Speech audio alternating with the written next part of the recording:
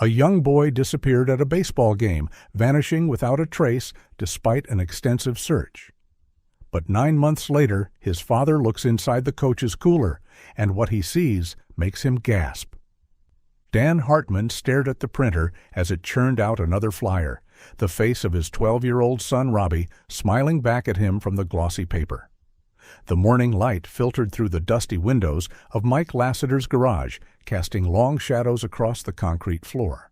9 months. It had been 9 months since Robbie disappeared without a trace after a baseball game, and the weight of that time hung heavy on Dan's shoulders. "I was thinking we could check the eastern side of the forest today," Mike said, interrupting Dan's thoughts. "There's a ravine about 3 miles in that we haven't covered yet. It's pretty dense, but if someone wanted to hide—" Mike Lassiter, Robbie's baseball coach and Dan's best friend, had been his rock through this nightmare. A former NYPD officer in his early 40s, Mike had the tactical knowledge and unwavering determination that kept the search for Robbie alive long after everyone else had given up. "You think it's worth checking?" Dan asked, hope barely clinging to his words. Mike nodded, his expression solemn. "I wouldn't suggest it if I didn't. We'll need the tactical gear, though. It's rough terrain." Dan collected another flyer from the printer tray. Robbie's face, his sandy blonde hair sticking out from under his baseball cap, those bright eyes full of life, stared back at him. The text below the photo hadn't changed in months. "Missing, Robert Robbie Hartman, 12 years old, last seen at Gardner Ballfield." "It's like he just vanished into thin air," Dan said, more to himself than to Mike. "One minute he was there, and the next." "We'll find him," Mike assured him, placing a firm hand on Dan's shoulder. "I promise you that." The township of Gardner, nestled in Ulster County, New York, had rallied around Dan in those first few weeks. Search parties combed the woods surrounding the ballfield. Volunteers distributed flyers. Local news stations ran the story. But as weeks turned to months with no leads, the community's interest waned. Parents who had once helped search now crossed the street to avoid awkward conversations with Dan. Some had even pulled their kids from the baseball league, spooked by the idea that a child could disappear from what was supposed to be a safe place. Even the police had all but abandoned the case. "Without new leads, there's not much more we can do," the detective had told Dan during their last meeting. "We'll keep the file open, but—" Only Mike had remained constant, dedicating his weekends and evenings to the search, leveraging his law enforcement background to think of new angles, new places to look. "I'll go pack the backpacks," Mike said, heading toward the house. "We'll need water, tools, walking sticks, the usual. It's going to be a long day." As Mike disappeared into the house, Dan's mind drifted to what he knew about his friend.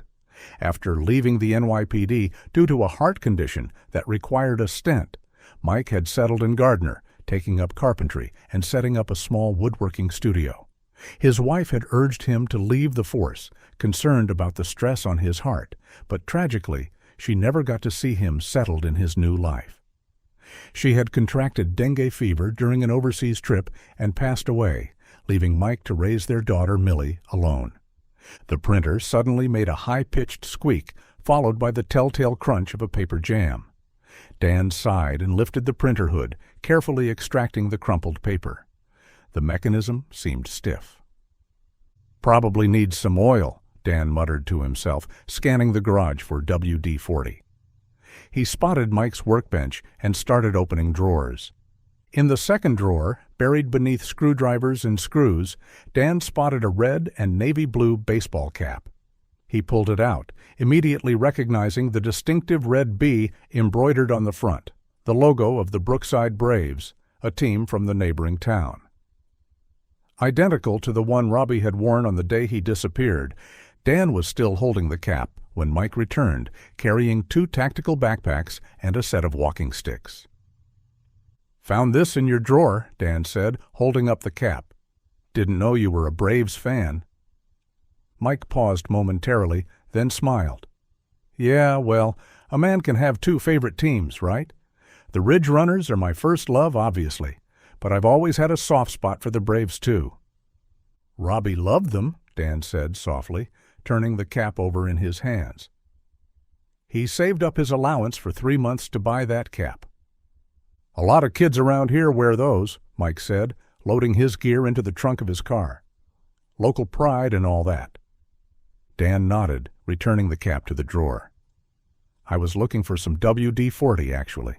Printer's jammed." "Top shelf, left side." Mike pointed toward a set of metal shelves across the garage. Dan found the can and applied a small amount to the printer's rollers. After a few minutes of tinkering, he managed to get it working again. The last few flyers emerged, completing the stack that they would distribute later that day. Part of him wondered if it was even worth it anymore. 9 months was a long time, and the statistics for missing children weren't encouraging after the first 48 hours, let alone 9 months. But giving up would mean accepting that Robbie was gone forever, and Dan wasn't ready to do that. Not yet. Not ever. Dan placed the stack of freshly printed flyers on the back seat of Mike's SUV before climbing into the passenger seat. Mike took the wheel, and soon they were heading away from the residential area of Gardner toward the more remote forested regions that surrounded the town. "You know what I keep thinking about?" Dan said, breaking the silence that had settled between them. "That last game, Robbie played like he'd been born with a bat in his hand." Mike nodded, keeping his eyes on the winding road. "He really did. Best game of the season for him." "I was worried about his asthma acting up. He'd been running so much.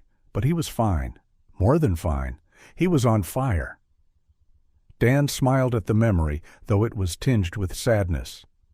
He couldn't stop talking about that double he hit in the 4th inning. "The kid had a natural swing," Mike said. "Had," he corrected himself quickly, then shot Dan an apologetic glance.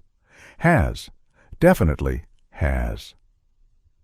Dan appreciated the correction, the insistence on present tense. It was a small thing, but it meant Mike hadn't given up either.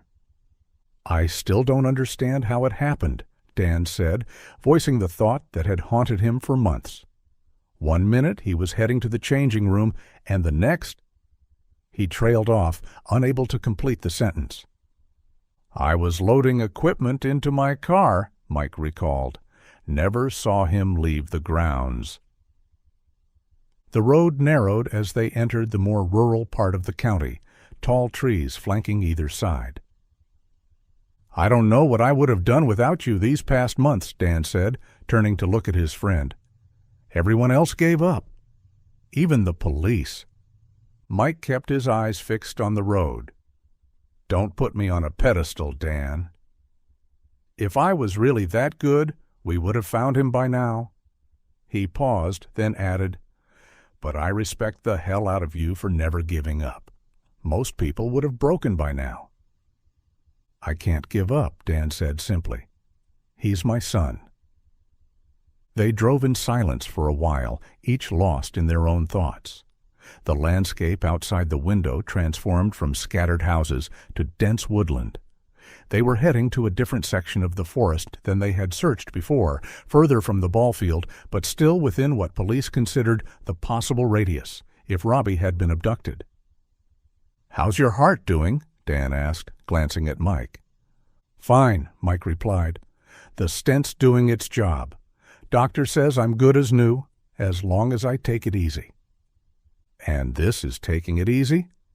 Dan gestured toward the forest ahead. "Hiking through rough terrain?" Mike chuckled. "Compared to chasing perps through Brooklyn, this is a walk in the park." As they approached a gas station at the edge of the forest preserve, Mike slowed the car. "I'm going to fill up," he said, "and we should grab some food and drinks. We'll be out there a while." Dan nodded in agreement. Mike had always been meticulous about preparation, especially when it came to keeping hydrated. After coaching games, he would always have cold drinks ready for the team. It was one of the small touches that made him popular with the kids. They pulled into the gas station, and Mike began filling the tank while Dan stretched his legs, breathing in the crisp autumn air. There was a heaviness in his chest that never seemed to go away these days, a constant ache of worry and loss that he carried everywhere. After Mike finished with the gas, they headed into the convenience store together. Dan grabbed some sandwiches, energy bars, and trail mix, while Mike selected canned coffee and an assortment of sodas. Back at the car, Mike opened the trunk and revealed a familiar blue cooler box. It was scratched and faded from years of use, but Dan recognized it immediately. Mike brought it to every game, filled with cold drinks for the team. "Still using that old thing?" Dan commented, nodding at the cooler. "It's still good," Mike replied with a shrug. "Why replace what works?" Dan placed the food items in the trunk, while Mike quickly tossed the drinks into the cooler and closed it. The cooler had become as much a part of Mike's identity as his coaching whistle or his carpenter's apron, a constant, reliable presence. As they got back into the car and continued their journey toward the forest preserve, Dan felt a small surge of hope. Maybe today would be different. Maybe today they would find something, a clue, a sign, anything that might lead them to Robbie. But beneath that hope was a nagging doubt that had been growing over the months. What if they never found him? What if this search, like all the others before it, ended with them returning home empty-handed, with nothing to show for their efforts but dirt on their boots and new lines on their faces? Dan pushed the thought away. He couldn't afford to think like that. Not now. Not ever. The gravel crunched beneath the tires as Mike pulled into the small parking area at the forest park entrance. A sign marked "Hiking Trail" pointed toward a narrow path that disappeared into the trees. The air was cool and laden with the earthy scent of decomposing leaves and pine. "This is it," Mike said, turning off the engine. "The east entrance. We haven't searched this section yet." They got out of the car, and Mike opened the trunk to retrieve their gear. Dan grabbed his backpack and the bundle of flyers from the back seat. The forest stretched before them, a vast expanse of green and brown, silent except for the occasional call of a bird. "I'm going to grab a drink before we head out," Dan said, walking to the back of the car where Mike was organizing their equipment. He opened the lid of the blue cooler and reached in, pushing aside the larger soda bottles to find his canned coffee. As his fingers probed the icy interior, they brushed against something small and cylindrical. Not a drink. Dan fished it out and found himself holding an asthma inhaler. The sight of it sent a jolt through him. It was identical to the one Robbie used, a standard albuterol inhaler with a blue cap. "Mike," Dan called, waving the inhaler. "Do you have asthma?" Mike turned, and for a brief moment, something flashed across his face. Surprise, confusion, perhaps even fear. He seemed at a loss for words, which struck Dan as odd. In all the years he'd known Mike, he'd never seen him flustered. "Oh, that! Where did you find it?" Mike said finally, walking over. "It's Millie's. She was diagnosed last month." "Really?" Dan frowned, examining the inhaler. "I didn't know. That's tough. I found it here in the cooler box." "Yeah, well, kids these days," Mike said, reaching for the inhaler. "We live in Gardner, not even in NYC with all that pollution, and still they get asthma." Dan handed over the inhaler, but as Mike moved to return it to the cooler, Dan stopped him. "You know what, Mike," he said. "I don't think it's a good idea to store Millie's inhaler in the cooler. The medicine shouldn't be kept in cold temperatures for too long. It can reduce its effectiveness." Mike hesitated. "Right," he said after a moment. "I didn't know that. Millie likes the cold sensation when she takes it, says it works better for her that way. She's just like my granny that way, always preferred things cold. I usually only keep it in there for a short time, but I guess I forgot to take it out yesterday." Dan nodded, though a small voice in the back of his mind questioned whether a doctor wouldn't have mentioned proper storage to Mike when prescribing the medication for Millie. Still, he didn't want to make an issue of it. People had their preferences, and he vaguely recalled reading that brief cold storage wouldn't harm the medication. "Just looking out for Millie," Dan said, closing the cooler lid and opening his coffee. Mike slipped the inhaler into his pocket, then reached back into the trunk and pulled out a handgun. He checked the magazine, then looked at Dan. "We should take this with us," he said. "For protection. You never know what kind of wildlife we might encounter out there." Dan raised an eyebrow. They'd gone on dozens of searches, and Mike had never brought a gun before. Before he could comment, a uniformed park ranger approached them. "Excuse me, sir," the ranger said, eyeing the weapon. "Firearms are not permitted in the forest park." Mike turned smoothly, slipping the gun back into its case. "My apologies, officer. I'm a former NYPD detective." He reached for his wallet and showed his identification. "Force of habit, I guess." The ranger examined the ID, then nodded. "I understand, sir, but I still have to enforce park regulations. No firearms allowed." "Of course," Mike said. "My mistake. It'll stay locked in the car." The ranger gave them a warning look before continuing on his patrol, and Dan couldn't help but notice the tension in Mike's shoulders as he watched the ranger walk away. "Since when do you bring a gun on our searches?" Dan asked quietly. Mike shrugged, securing the weapon case in the trunk. "Just being cautious. There have been reports of bears in this area. But you heard the man? Rules are rules." Dan took a long sip of his coffee, studying his friend. Something felt off, but he couldn't quite put his finger on what it was. Mike had always been the steady one, the rock he could lean on. But today he seemed different, jumpy almost. "You okay?" Dan asked. "You seem a little on edge." "I'm fine," Mike said, perhaps a bit too quickly.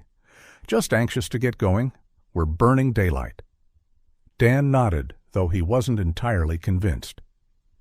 As they gathered their backpacks and walking sticks, he found himself wondering about the inhaler in the cooler and why Mike had suddenly felt the need to bring a gun. Small things, perhaps, but in the back of his mind, small inconsistencies were beginning to stack up, like the first pieces of a puzzle he couldn't yet see clearly. They set off along the trail, the soft earth muffling their footsteps. The morning was pleasant enough, cool but not cold, with dappled sunlight breaking through the canopy above. Under different circumstances, it might have been an enjoyable hike. Dan paused now and then to tack missing person flyers onto wooden posts wherever he could, hoping to catch the eye of anyone who might wander this way. "The GPS shows a fork about half a mile ahead," Mike said, checking his device. "We'll take the right path. It leads to an area that's less frequently traveled." Dan nodded, adjusting his backpack. He'd gotten used to these expeditions over the months. The weight of the pack, the rhythmic sound of their walking sticks striking the ground, the silence that often stretched between them as they focused on scanning their surroundings. As they ventured deeper into the forest, the well-maintained trail gradually gave way to more rugged terrain. The path narrowed and began to slope downward, the ground becoming damp and slippery with fallen leaves. Dan continued posting flyers along the way, partly to spread the word, but also to leave a trail, a reminder of the path they had taken. "Watch your step here," Mike warned as they negotiated a particularly steep section. "It gets tricky." Dan proceeded cautiously, using his walking stick for support. The forest had thickened around them, the trees growing closer together, blocking much of the light. It created an eerie, closed-in feeling, as if the woods were watching them. "Do you really think someone could have brought Robbie all the way out here?" Dan asked, breaking the silence that had settled between them. Mike paused, surveying the dense undergrowth. "If they wanted to make sure he wouldn't be found quickly? Yes. This area isn't often patrolled, and there are plenty of places to hide." Dan shuddered at the thought. The idea of his son, frightened and alone in these woods, was almost too much to bear. But he forced himself to focus on the task at hand, searching, scanning, looking for any sign that might lead them to Robbie. They continued on, the path growing increasingly difficult to follow. In some places, it seemed to disappear altogether, forcing them to make their own way through the thick vegetation. "Let's spread out a bit," Mike suggested. "You take that side of the clearing, I'll take this one. Look for anything unusual, disturbed ground, pieces of clothing, anything that seems out of place." Dan nodded and moved off to the right, his eyes sweeping the forest floor. Every fallen branch, every rustle in the undergrowth caught his attention, only to disappoint him when it turned out to be nothing. He was so focused on his search that he almost didn't notice the ground dropping away sharply at the edge of a small ravine. His foot slipped on the wet leaves, and suddenly he was sliding, scrabbling for purchase on the slick embankment. "Mike!" he called out, his voice tight with panic. Mike rushed over and extended his hand, but there was an odd moment of hesitation, a split second where he simply stood there, looking down at Dan as he struggled to keep from sliding further down the slope. "Mike!" Dan called again, more urgently this time. Finally, Mike grabbed Dan's outstretched hand and pulled him up. Dan scrambled back onto solid ground, his heart pounding in his chest. "Thanks," he gasped once he'd caught his breath. "That was close, but why did you wait? I thought you were going to let me fall." Mike's expression was unreadable. "Sorry," he said. "I was shocked. It's been a long time since I had to pull someone up like that. Old police reflexes are a bit rusty, I guess." Dan nodded, though the explanation didn't quite sit right with him. It hadn't seemed like shock on Mike's face. It had seemed like deliberation, as if he was weighing whether to help Dan or not. "Let's head back," Mike said abruptly. "My chest is feeling a bit uncomfortable. I think we've covered enough ground for today." Dan knew about Mike's heart condition and didn't want to risk his health. "Sure, of course," he agreed. "We can always come back another day." As they made their way back toward the trailhead, Dan couldn't help but notice that Mike seemed perfectly fine, climbing uphill with ease, leading the way without any signs of discomfort. And he'd grown quieter, more reserved, which wasn't like him at all. The trail back always seemed shorter, and before long they could see the parking area through the trees. As they approached the car, Mike suddenly stopped. "I just remembered," he said. "I need to pick up Millie from school." "Doesn't she usually take the school bus home?" Dan asked, puzzled. Mike hesitated, then said, "I promised her last week I'd watch her practice baseball today, after school." "She's beginning to love baseball, Dan, just like me."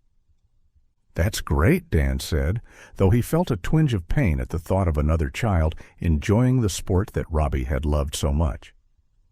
"We can continue the search another time. Next week, maybe?"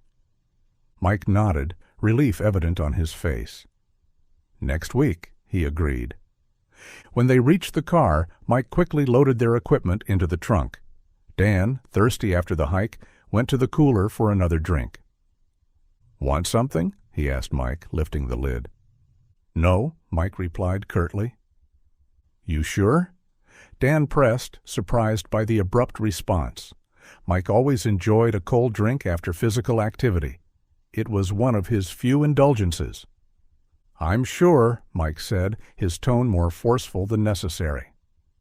Dan retrieved a soda for himself, increasingly aware of the tension emanating from his friend. It was so unlike Mike to be this terse, this on edge. The Mike he knew was steady, reliable, and always in control. This Mike seemed different.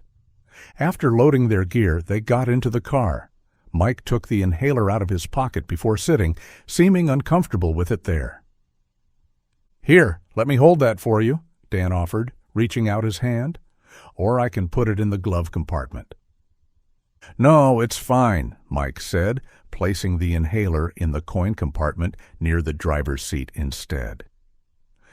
Dan found this odd, too. It would have been more natural to accept his offer or place the inhaler somewhere more secure. These small inconsistencies were adding up, creating a picture that Dan wasn't sure he wanted to see clearly. As Mike started the car and pulled out of the parking area, Dan stared out the window at the receding forest, his mind churning with questions he didn't know how to ask, suspicions he didn't want to acknowledge, and a growing unease about the man sitting beside him, the man he'd trusted above all others to help find his son. The drive to Millie's school was mostly silent, with Mike focused intently on the road and Dan lost in his own troubled thoughts. When they pulled up to the school entrance, Millie was waiting on the steps, a backpack slung over one shoulder. She bounded over to the car, her face lighting up when she saw Dan in the passenger seat. Millie was 12, the same age as Robbie, with her father's determined eyes and her late mother's gentle smile. "Uncle Dan!" she exclaimed as she slid into the back seat. "Did you guys go looking for Robbie again today?" "We did," Dan confirmed, turning to give her a warm smile. Despite his growing unease with Mike, he'd always had a soft spot for Millie. "How was school?" "Boring," she declared. "But we have a math test tomorrow, and I'm totally going to ace it." She leaned forward between the seats. "Dad, can I still go to baseball practice after lunch? Coach Trent said we're working on stealing bases today. I promise I won't be too tired to study for the test tonight." Mike seemed distracted, his hands gripping the steering wheel too tightly. When Millie repeated her question, he started slightly, as if he'd forgotten she was there. "Yes," he said without much thought. "You can go." "Thanks, Dad." Millie settled back in her seat, then launched into a detailed account of her day at school, who said what to whom, which teacher assigned too much homework, and how the cafeteria had served pizza that was somehow both undercooked and burnt. Dan listened, nodding and asking questions in all the right places, but his mind was elsewhere. He kept thinking about the inhaler in the coin compartment and the moment of hesitation on the forest slope. As Millie's chatter wound down, Dan saw an opportunity to test a theory that had been forming in his mind. "So, Millie," he said casually, "your dad mentioned you've been having some health issues. Asthma, right?" Millie's brow furrowed in confusion. "What?" Mike quickly interjected. "Yeah, Millie, that long bout of flu and bronchitis that turned into asthma. It's been 3 months, honey." Millie looked uncertain. "Oh, yeah, I think so," she said slowly. "The doctor gave me some kind of inhaler." Dan watched her carefully. "Your dad said you like your inhaler cold?" Millie's confusion seemed to deepen. "Yeah, cold would be nice. I can imagine it," she said, her tone suggesting she was trying to go along with something she didn't fully understand. "Children," Mike said with a forced laugh, "they make up excuses and play with words when there's no need to." The car pulled into Mike's driveway, and Dan felt a chill that had nothing to do with the autumn air. Millie's reactions confirmed what he'd begun to suspect. The inhaler in the cooler wasn't hers. They all got out of the car, and Mike turned to Millie. "Go have your lunch and do your homework before practice, okay?" "Okay, Dad," she agreed, heading for the house. Mike turned to Dan.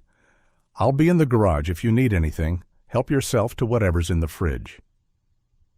"Actually, I think I'll head home," Dan said. "Thanks for taking me out today. Are you feeling better? You seemed a bit off after that incident in the forest." "I'm good," Mike assured him. "Just a little tired. My chest is fine now." As Mike walked toward the garage to unload the car, Dan started to follow him to his own vehicle. But before he could leave, Millie came running back out. "Uncle Dan," she whispered, tugging at his sleeve. "You promised me that baseball card before, remember?" "I think you keep forgetting about it." Dan looked down at her eager face. "Baseball card?" "Yeah, of the famous team," she prompted. "Shh. If Dad knew about me asking this from you, he would be mad at me for not being polite." Dan remembered making that promise. He had, in fact, promised Millie a while ago, but with the investigation and everything that followed, it kept slipping his mind. "Oh, right," he chuckled, a little embarrassed. "Sorry about that. You know what? Just to make sure I don't forget again, I'll head home and grab it. I'll bring it to you before you leave for baseball practice. How's that sound?" Millie's face lit up.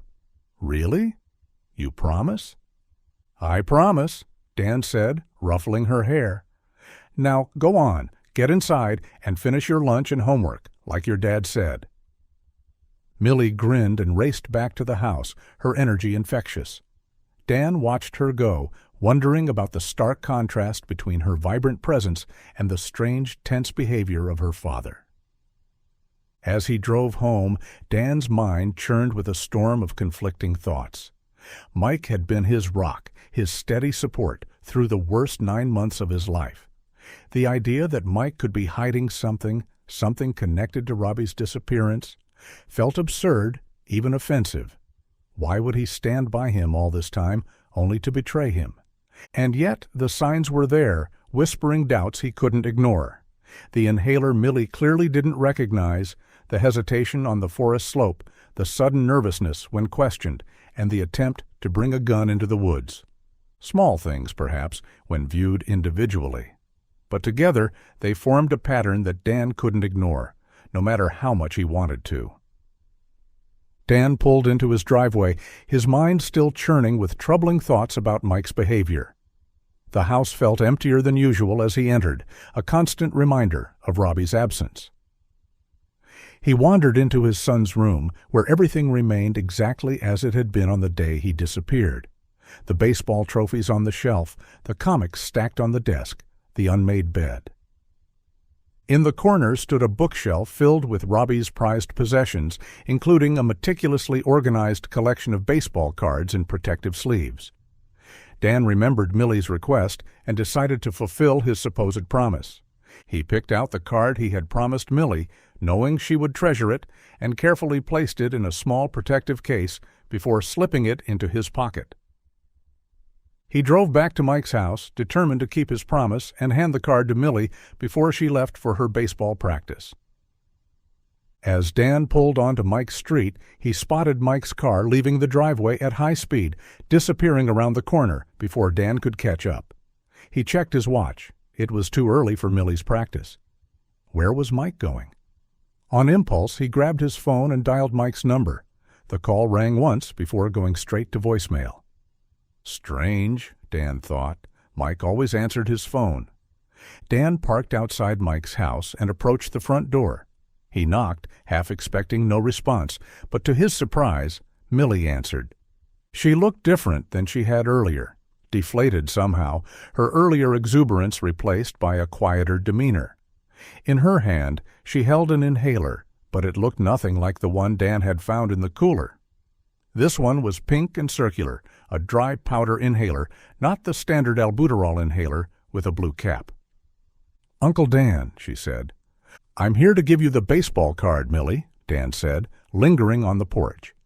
He glanced around, noting the empty driveway. "But I saw your dad leaving. Is everything okay?" Millie nodded. He said something came up suddenly. Work. He had to go to his woodworking studio to finish something. Dan frowned. Mike had seemed in no hurry to return to work earlier, and the sudden departure right after they'd returned from the forest search seemed suspicious. "I brought you this," Dan said, holding out the baseball card in its protective case. "The one I promised you?" Millie's face lit up. "Really?" "Thank you." She took the card carefully, examining it with genuine appreciation. "This is awesome, Uncle Dan." "I noticed you have an inhaler," Dan said casually, nodding toward the pink device in her hand. "Is that for your asthma?" "Yeah," Millie said, holding it up. "The doctor prescribed it for my chronic bronchitis and allergies. I've been having flu and chest pain for the last 3 months after getting infected at school." "That's tough," Dan sympathized. "So you never keep your inhaler in cold temperatures, like in a cooler box?" Millie looked confused. "No, why would I do that? I always keep it in my bag." She tilted her head. "Why do you keep asking?" Dan forced a smile. "Just curious. Your dad mentioned something about how you like your inhaler cold, and I was wondering about it." "That's weird," Millie said, her brow furrowing. "I've never told him that." Dan's heart skipped a beat. The pieces were falling into place, forming a picture he didn't want to see. "Do you need a ride to practice?" he offered, changing the subject. "I'd be happy to take you." Millie shook her head. "It's okay. I have a test tomorrow, so I should just rest. I can study later in the evening." Dan hesitated, uncomfortable with the idea of leaving her alone. "Are you sure?" "I don't mind waiting until your dad gets back." "Uncle Dan, I'm 12, Millie said with a hint of preteen exasperation. "And you know Dad has pretty much turned this place into Fort Knox with all the security stuff." She wasn't wrong. Mike's house was equipped with an advanced security system, another carryover from his police days. "All right," Dan conceded, "but lock the door behind me, okay? And call if you need anything at all." "I will," Millie promised. "Thanks again for the card." As Millie closed the door, Dan heard the deadbolt slide into place. He returned to his car, his mind racing. The inhaler in the cooler wasn't Millie's. She had a completely different type. Mike had lied about that, and about her preference for keeping it cold. Dan tried calling Mike again, but still no answer. Something was very wrong, and he needed to find out what. There was only one place Mike could have gone in such a hurry, his woodworking studio on the outskirts of town. The drive to the studio took 20 minutes, during which Dan's mind conjured increasingly disturbing scenarios. By the time he pulled up outside the large, barn-like structure that housed Mike's workshop, he was gripping the steering wheel so tightly his knuckles had turned white. Mike's personal car was parked outside, and his work van was halfway inside the workshop, its rear doors open. Dan took a deep breath, steeling himself for whatever he might find inside. Then he got out of his car and walked toward the workshop entrance, his footsteps heavy with dread. The workshop was dimly lit, the smell of sawdust and varnish hanging in the air. Dan stepped inside, letting his eyes adjust to the low light. "Mike?" he called out, his voice echoing in the cavernous space. "You in here?" There was no immediate response, but Dan could hear movement from the back of the workshop. He moved forward cautiously, navigating around workbenches covered with tools and half-finished projects. Then he saw him. Mike was at the rear of the workshop, struggling to load something large and rectangular into the back of his van. It took Dan a moment to register what he was seeing, an unpolished wooden coffin. "Mike!" Dan called again, causing his friend to whirl around, startled. The change in Mike was immediate and alarming. His normally composed demeanor vanished, replaced by a nervous tension that radiated from him like heat. His hand moved instinctively to his pocket, where his gun must be, and for a terrible moment Dan thought Mike might actually draw the weapon. "Dan," Mike said, his voice unnaturally high. "What are you doing here?" "I went by your house," Dan said, cautiously moving closer. "Saw you driving away. Thought I'd check if everything was okay." Mike's eyes flicked nervously between Dan and the coffin. "Everything's fine. Just working on a rush order. Client needs it by tomorrow," he said quickly. "Why'd you come back there?" "Just to give Millie a baseball card I promised her," Dan replied, keeping his voice casual. Dan approached the van, offering his help. "Let me give you a hand with that." "No." Mike's response was sharp, his hand moving away from the coffin as if to shield it. "Don't touch it." Dan stopped, his suspicion deepening. In all the times he'd visited Mike's workshop, he'd never seen him react this way. Mike had always welcomed his help, his company. "What's going on, Mike?" Dan asked directly. "You've been acting strange all day." "I don't know what you're talking about," Mike said, but his voice lacked conviction. "The inhaler in the cooler," Dan pressed. "It's not Millie's. Hers is a completely different type. Pink, circular. She says she's never kept it cold, either." Mike's hand moved back to his pocket, and this time Dan was certain he was reaching for his gun. "You went to my house and questioned my daughter about her health? What's your game, Dan?" "I think you're hiding something," Dan continued, his heart pounding. "You hesitated before helping me in the forest. You brought a gun on our search. You've been jumpy and secretive all day." "You don't know what you're talking about," Mike repeated, but there was a dangerous edge to his voice now. Dan's eyes moved to the coffin, a terrible suspicion forming in his mind. "Why were you in such a hurry to leave today? What are you loading into that van? Why did you lie about Millie's inhaler?" Mike's hand emerged from his pocket, holding the gun, its barrel now pointed directly at Dan. "Don't push it, Dan. I don't want to do this." Dan felt a cold wave of fear wash over him, but beneath it was a growing rage.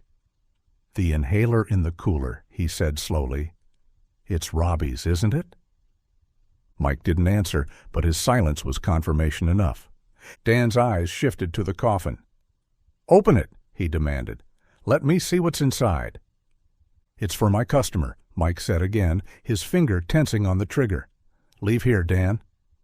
"We're best friends, Mike," Dan said, his voice breaking.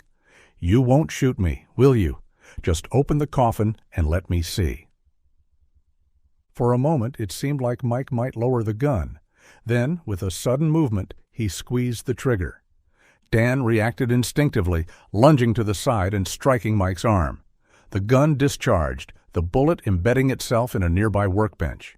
The impact sent the weapon skittering across the floor. Mike dove for the gun, but Dan blocked his path, tackling him to the ground. They struggled on the dusty workshop floor, years of friendship forgotten in the desperate fight. "What the?" Dan stammered, shocked. "Why?" he demanded as they struggled.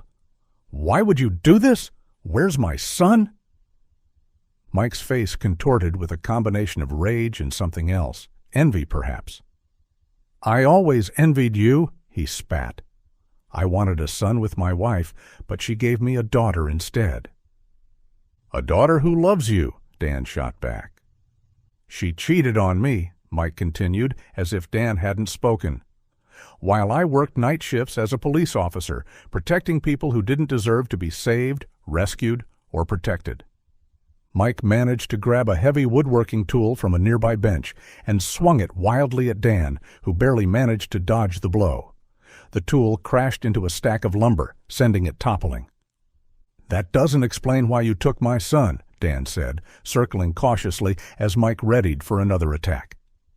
"I never wanted a daughter," Mike shouted, his face contorted with rage. "Always wanted a son to carry on my name, to teach baseball to make into a man." He charged at Dan again, the tool raised high, but Dan sidestepped, watching as Mike's momentum carried him into a workbench. "Mike, stop it. Just tell me. Robbie's in that coffin, isn't he?" Dan demanded. "You were going to move him because I started asking questions after I found that inhaler in the cooler." Mike's laugh was hollow. "I should have let you fall in that forest," he said.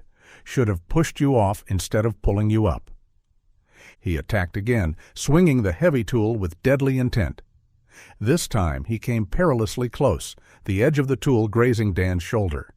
Dan stumbled backward, his hand brushing against something on the floor, the gun. In one fluid motion, he grabbed it, raised it, and fired a warning shot into the ceiling. The sound was deafening in the enclosed space. Mike froze, the tool still raised above his head. "Drop it," Dan commanded, his voice steady despite the storm of emotions raging inside him. "Drop it now, Mike." For a moment, it seemed like Mike might comply. Then, with a roar of fury, he charged forward, the tool swinging toward Dan's head. Dan had no choice. He fired again, this time aiming low. The bullet struck Mike in the leg, and he collapsed with a howl of pain, the tool clattering to the floor beside him. Dan kicked the tool away, then kept the gun trained on Mike as he backed toward the phone on the wall. With his free hand, he dialed 911. "This is Dan Hartman," he said when the operator answered. "I need police and an ambulance at Lassiter Woodworking Studio, immediately. I've shot a man who I believe kidnapped my son 9 months ago." He gave the address, then hung up, his attention returning to Mike, who was clutching his wounded leg, his face pale with shock and pain. "Where is he?" Dan demanded, moving closer. "Where's Robbie?" Mike said nothing, his eyes filled with hatred. Dan moved to the van, and with one hand still holding the gun, used the other to push open the lid of the coffin. What he saw inside made his heart stop. Robbie lay there, still and pale, but his chest was rising and falling with shallow breaths. He appeared to be drugged, but alive. Dan nearly collapsed with relief. "Robbie," he whispered, reaching out to touch his son's face. "I found you." In the distance, sirens wailed, growing louder as they approached the workshop.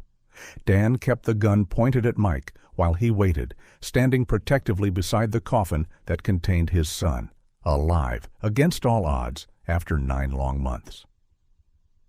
The workshop erupted into a flurry of activity as police officers swarmed in, weapons drawn. Dan immediately raised his hands, the gun dangling from his index finger.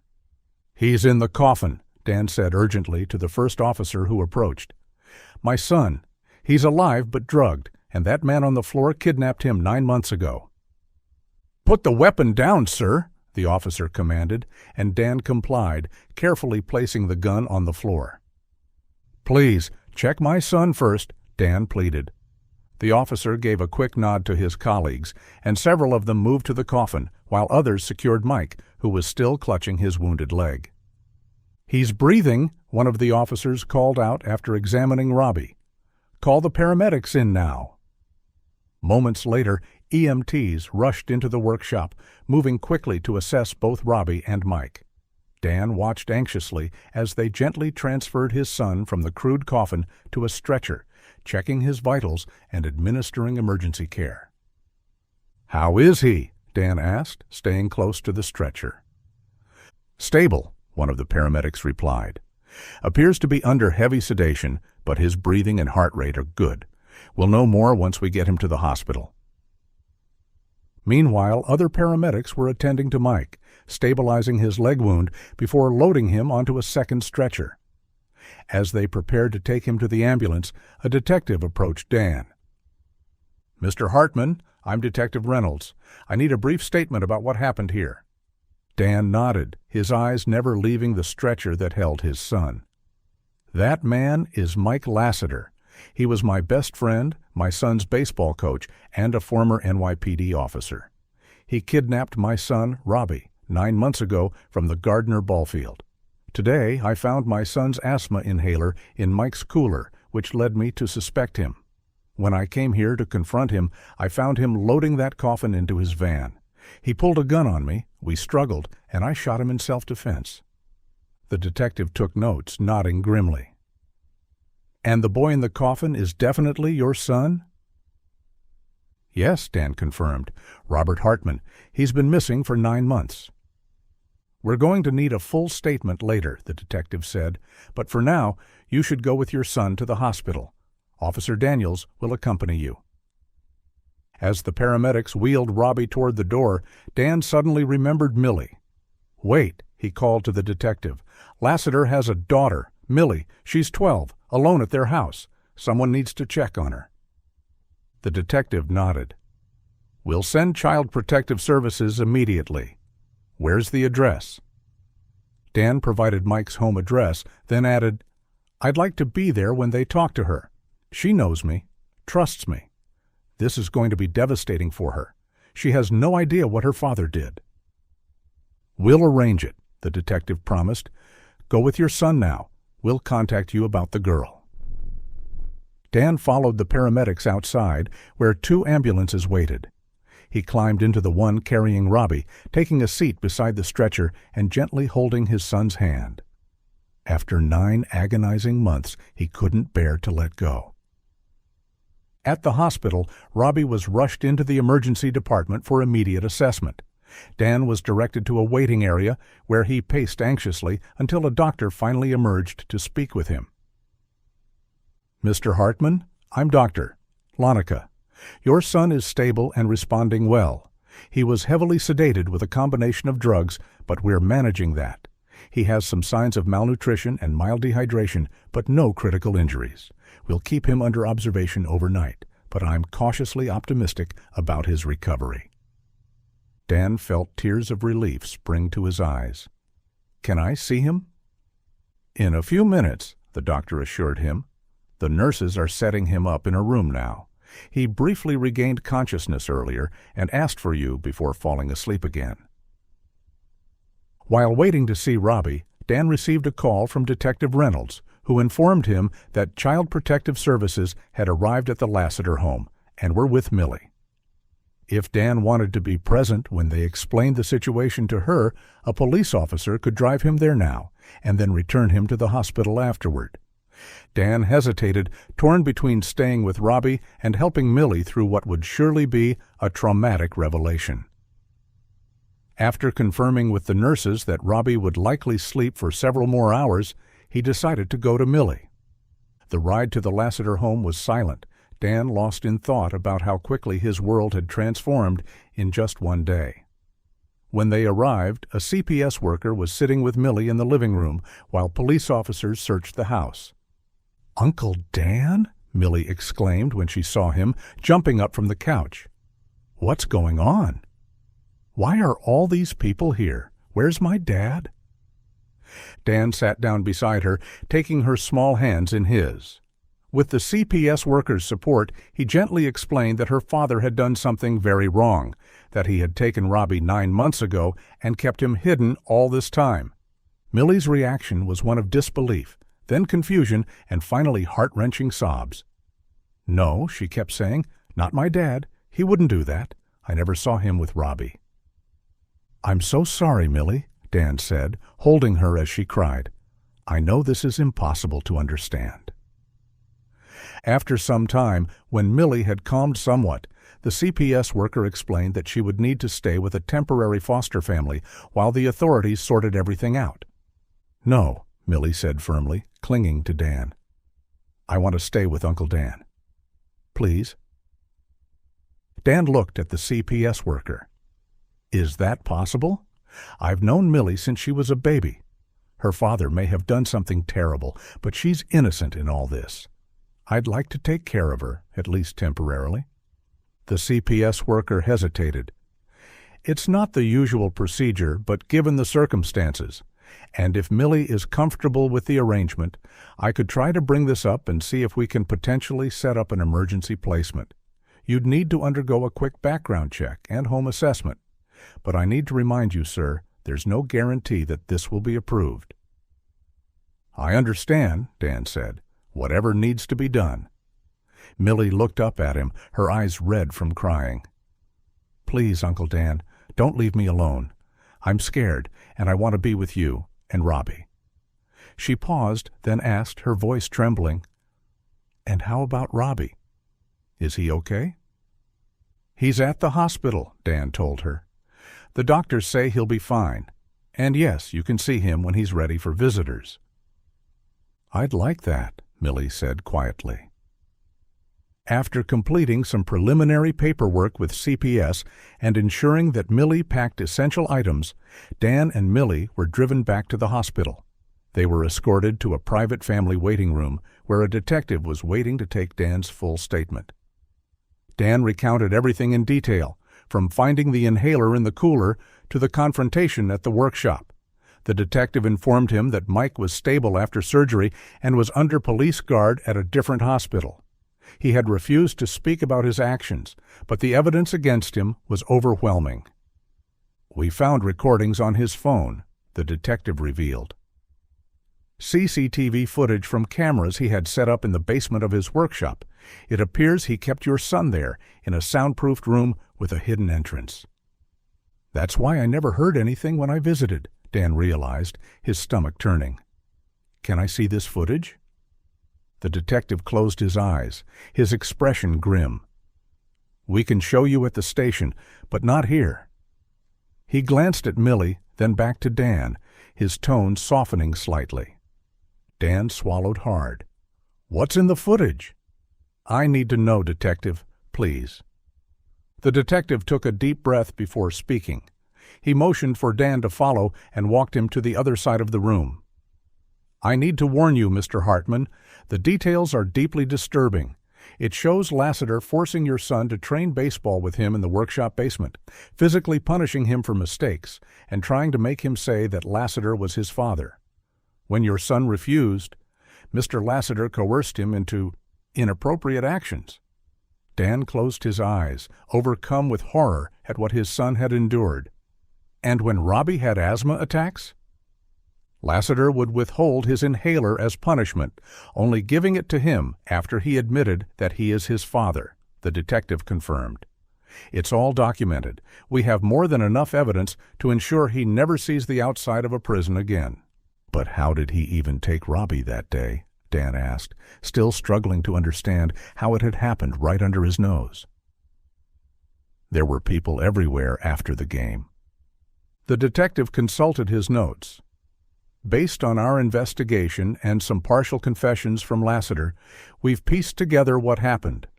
That day after the baseball game, while most parents were distracted packing up or chatting, Coach Lassiter stayed behind under the excuse of cleaning up equipment. He lured Robbie into the dugout, asked him to change and help load the bats into the team bag. Dan's face paled as the detective continued. When no one was looking, he sedated the boy with a chloroform-soaked handkerchief. Once Robbie passed out, Lassiter put him into the large equipment bag instead of the bats, zipped it up, and wheeled it across the field to his truck. "And nobody noticed?" Dan whispered in disbelief. No one paid attention because people were used to seeing him dragging his big equipment bags after games. It was normal behavior for him. Once at his car, he lifted the bag into the trunk, casually said goodbye to you while you were still talking with other parents, and drove off. Dan slumped in his chair. All this time, I thought Robbie was in the changing room. When he didn't come out, I started looking for him. Lassiter had planned this meticulously, the detective said. With his background as a former police officer, he knew exactly how to execute a crime without raising suspicion. He observed patterns, studied routines, and chose the perfect moment to act.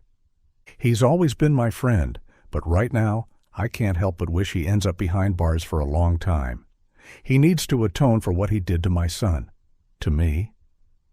No wonder he kept asking to go on those searches for my son in far-off places, when all this time he was keeping Robbie in his workshop basement. After completing his statement, Dan was finally allowed to see Robbie. With Millie waiting in the family room with a social worker, Dan entered his son's hospital room, his heart pounding. Robbie lay in the bed, looking small and fragile beneath the white sheets. His face was pale, but peaceful in sleep. Dan approached quietly, taking a seat beside the bed and gently holding his son's hand. "I'm here, Robbie," he whispered. "I found you. You're safe now." As if hearing his father's voice, Robbie stirred slightly, his eyes fluttering open. For a moment he seemed confused. Then recognition dawned. "Dad?" he whispered, his voice hoarse.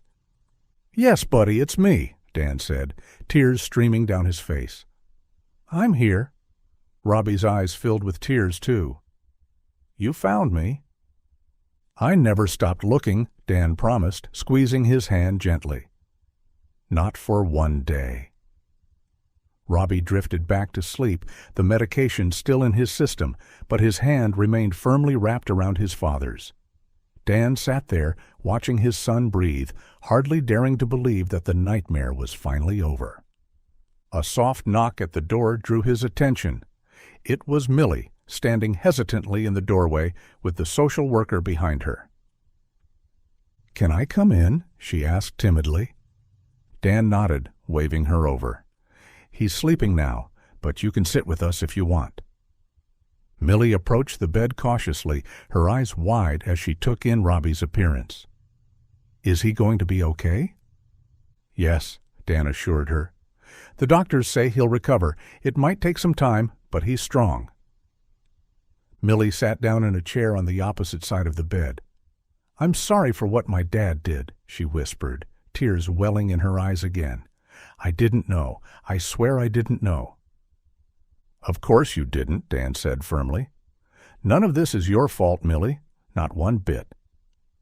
As they sat there, Dan, Millie, and the sleeping Robbie, Dan reflected on the twisted path that had led them to this moment. His best friend had betrayed him in the most horrific way imaginable, stealing his son and subjecting him to months of abuse. Yet here, in this hospital room, there was also the beginning of healing. Dan looked at Millie, who was watching Robbie with a mixture of sadness and relief. She was as much a victim as Robbie in many ways, her life shattered by her father's actions. Dan made a silent promise to himself that he would care for her with the same love and patience he gave his own son. Mike's cruelty would not be repaid with more cruelty. Instead, Dan would extend the grace that Mike had been incapable of showing. "Are you hungry?" he asked Millie after a while. "We could go down to the cafeteria and get something to eat." Millie nodded, standing up. As they walked to the door, she looked back at Robbie. "Will he be okay while we're gone?" "Yes," Dan assured her. "The nurses are keeping a close eye on him, and we won't be gone long." As they left the room, Dan placed a gentle hand on Millie's shoulder, guiding her toward the elevator. The road ahead would be difficult: recovery for Robbie, adjustment for Millie, and the painful process of legal proceedings for all of them. But for the first time in 9 months, Dan felt something like hope. His son was alive, and that was enough to face whatever came next.